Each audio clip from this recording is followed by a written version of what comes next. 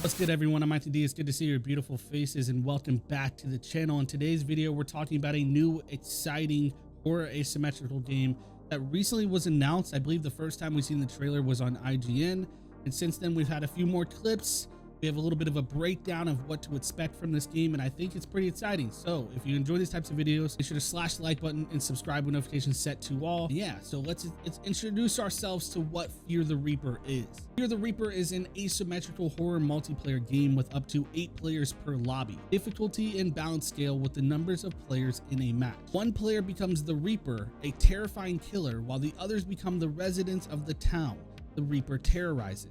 Residents are assigned unique roles, granting them special abilities, goals, and ways to contribute and help others and themselves.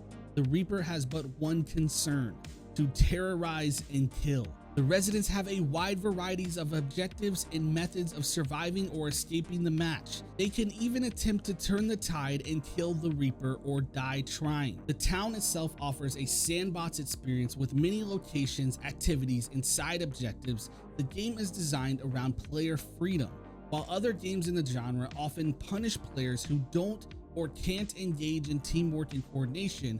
Fear the Reaper accommodates all playstyles, offering plenty of teamwork and opportunities, but never forcing it. The most exciting thing about this game for me is that the Reaper, the killer role, from my understanding, is completely stealthy. There's no heartbeat, there's no killer aura. I don't even believe there's any chase music. To know that the killer is watching you, he's close by, or even that he's about to attack you. And I think this is where this game can really shine.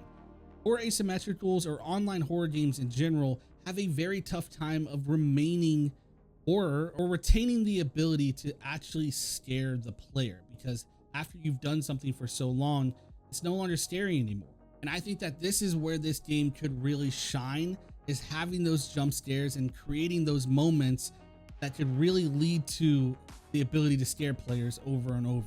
They do bring up things like the sandbox experience. Having players be able to choose the gameplay style, I think, is very important. When you have a game that forces you down one lane, it not only can get boring after a while, but it's very limiting. And I think if done right, these different play styles or having different objectives around the map, giving players the ability to choose how they want this scenario or how they want this game to go down, I think is very important. They do bring up the idea that each player, or on the resident side, will have unique roles. So let's break down what that might look like. Each resident is assigned a randomly chosen role at the start of the match. You could be the protector, for instance. You load into the match with a shotgun and extra ammo. Any player in need of help is highlighted to you.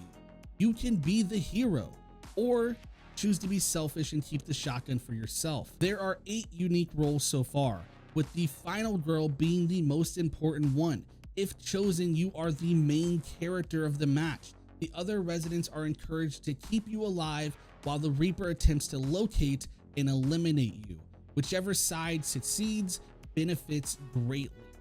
This is like music to my ears. I'm so excited to hear this. I absolutely love the horror movie idea, the cliche of the roles, the final girl, the protector, and the ability to choose how you want to play. You know, you have that one friend, if he's the protector, he's gonna take the shotgun and run over to the corner of the map and hide the whole time. And then you might have another guy who chooses to fight the Reaper. They do even bring up the ability to kill the Reaper. Now, this is something that's a very slippery slope, and they did mention in the Discord that if players do figure out how to kill the Reaper quickly, it will be balanced so that it's not an easy thing to do. Obviously, you want to give that ability to fight back. I know a ton of people, especially from the Friday the 13th community, who love that ability to fight back, but you don't want to ever create a scenario where your victims, your survivors, are chasing out the killer. It has to be more natural, where there's no other option but to fight back. And I understand that that can be very hard to create in a gameplay scenario, but hopefully Fear the Reaper figures out a way to get that done. These roles are super exciting. I love, you know me, I love the horror movie aspect, the final girl, the cheerleader, all those cliche roles. It's really cool to have. So I love hearing that. They do bring up the in-game scenario, escaping, and how that stuff kind of works. So let's break that down. Each match can end in several different events which aim to simulate the final act of a horror film with several different scenarios. depending on the player's choices and performance. Once the main phase of the match is finished, the stakes are raised. The remaining players are grouped together and tasked with facing off with the Reaper one last time in a cinematic and intense final showdown. Each of them offers a game within a game, changing the rules, goals, and objectives, and significantly increasing the intensity, just as a good horror movie does in its final moments. Each additional map will come with its own unique set of scenarios and objectives, increasing the variety and replayability. Again, the whole horror movie concept into a game, absolutely love. This game does get compared a lot to Friday the 13th, and I do see that a little bit.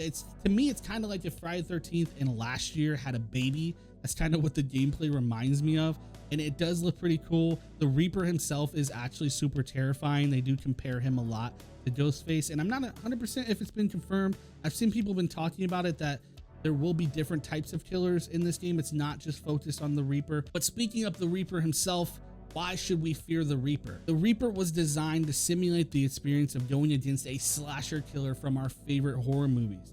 Through many system mechanics and tricks, he creates the feeling of constant dread, uncertainty, and an omnipresence. Honestly, I'm completely sold on this game. From the gameplay itself, to the concept, to the roles, to the horror movie-esque style. But you guys know what's important to me. I want to know what you think down below. Let's talk about it.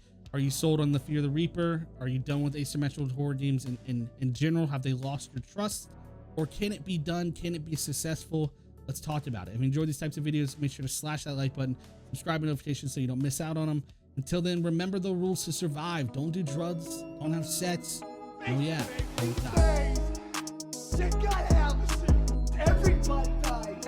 Everybody died. These days, there are certain rules. Everybody died. Everybody